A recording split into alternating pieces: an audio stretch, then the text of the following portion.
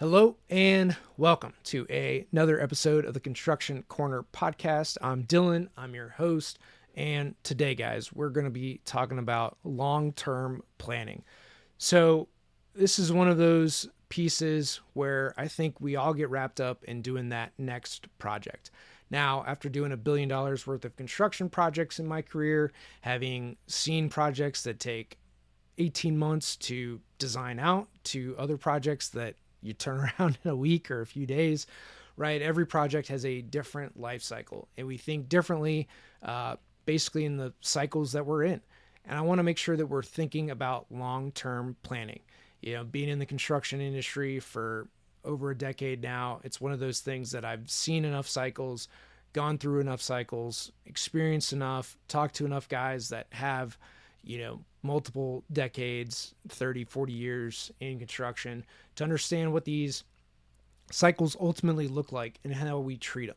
So I think construction, more than most other types of business, is all about basically long-term relationships. Now, if you're a smart business in any other field, you would think about long-term relationships, but transactional sales isn't always how people think about it, right? Over-the-counter type of stuff. Walmart, for instance, right? They're not always thinking about a long-term relationship. Maybe they are with their back-end vendors, but maybe not so much with the front-end customer. And so in construction, right, our clients, our vendors, our partners in those projects are super important to our business, right? We're all very much interconnected into how we do projects, what that looks like, how people interact with each other, and we want to make sure that we treat everyone well through the project. And I think a lot of people get very short-sighted in, again, in a recent episode, we talked about payments and shorting a guy or not paying for a long time, right? That creates a bad kind of taste in your mouth.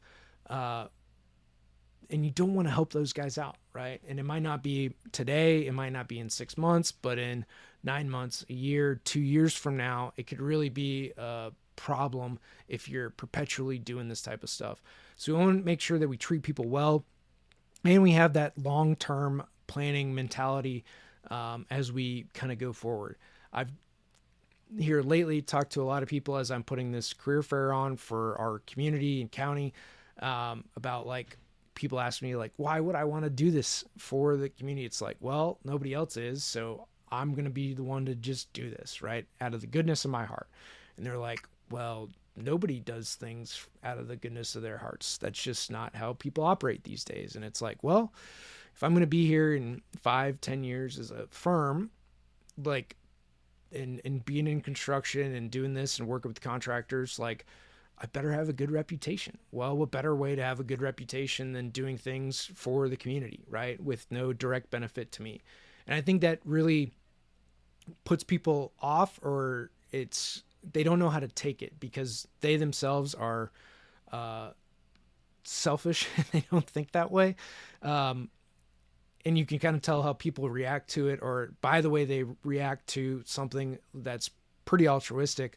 You can see where their mindset is around these topics, where guys are saying, like, well, we never do that. And it's like, yes, I know, because you clearly have been here a long time and you guys have not stepped forward to do this on your own, right? Clearly.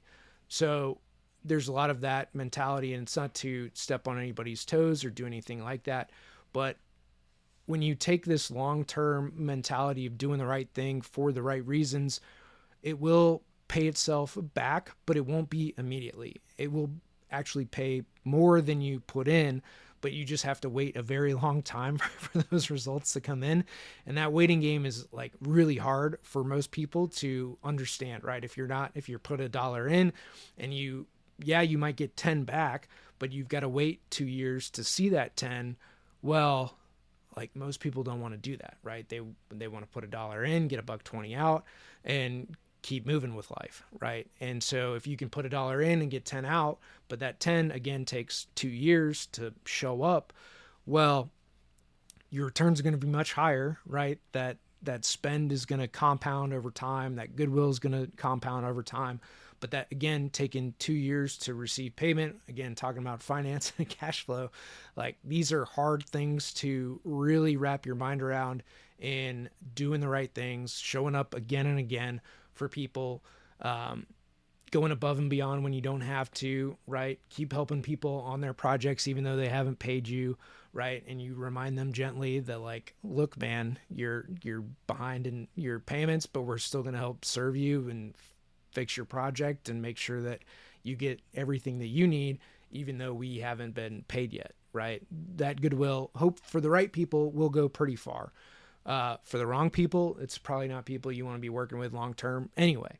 So when you do a lot of these things and pay a lot of things forward and operate in this like long-term 5, 10, 20-year mindset, you start to really view people in a whole different light, right? It's not necessarily what can they do and help me with today. It's, look, you might be a smaller guy today, but in 10 years, I have no idea what you're going to be. And you just kind of continually bet on people, help them through the process, do the goodwill to pay it forward. And yeah, some people are just going to come in, take, from you and move on. And that's fine, right? It's a transactional relationship, no harm, no foul, hopefully.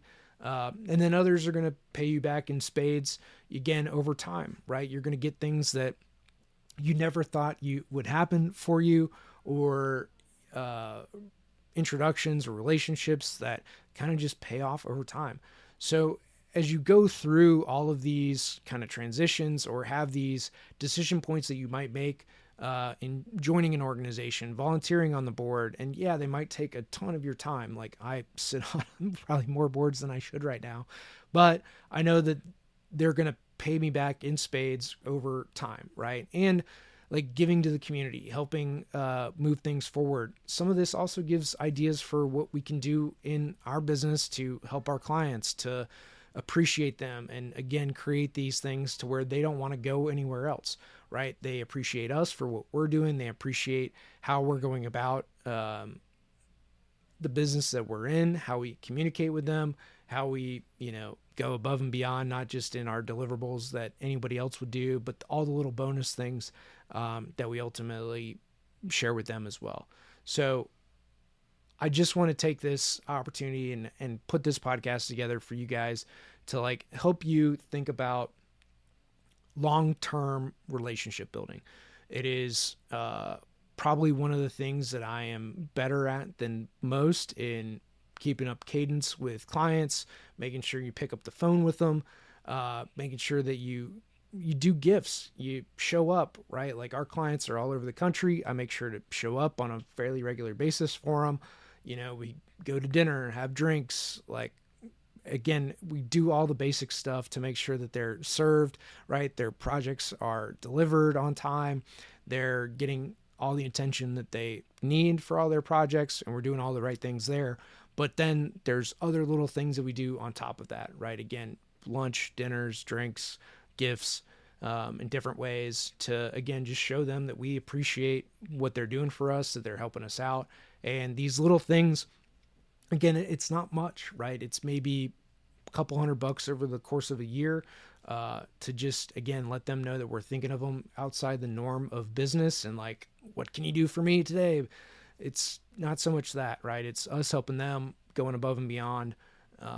And that's how you create long-term, lasting relationships that's going to serve you really well for, again, decades to come. So think about the compounding interest of goodwill, of kind of generosity, if you will, towards people. They're going to want to pay that back, and they'll pay it back more than you ever put in. Sometimes, and most of the time, it's just going to take time for that to compound. So when you go after these things and do all of this kind of goodwill and service for your community, just understand you might get some flack for it in the short term, but always in the long term, it's going to be worth doing. And people will have a very hard time understanding why you want to do these things.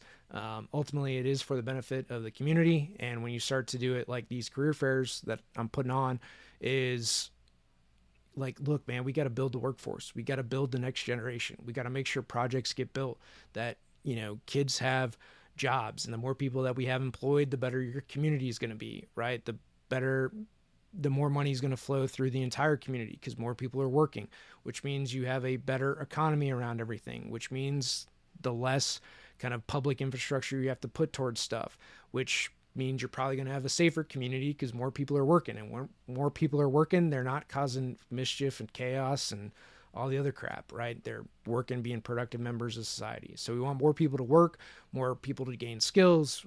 Like, it just helps the entire ecosystem.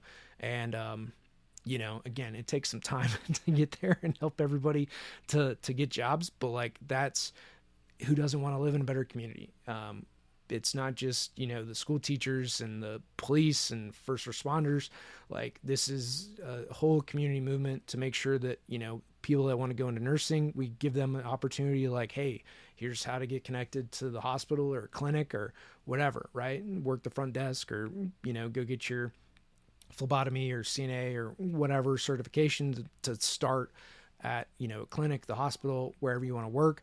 In construction, hey, working the phones, front desk, marketing, finance, like there is a whole slew of opportunities that you can go into within that firm. So we want to make sure that everybody's got a job, they understand the roadmap, and help them. Again, this is all about getting people jobs, employed, paid, contributing members of society, because they're going to be happier. They're going to have a purpose. And everybody's a little happier with some money to spend and can go and do whatever they choose to do, right? Go have a little fun, go enjoy some nights out with their friends, go to dinner, go camping, whatever, right? Everybody's happier when they're getting paid.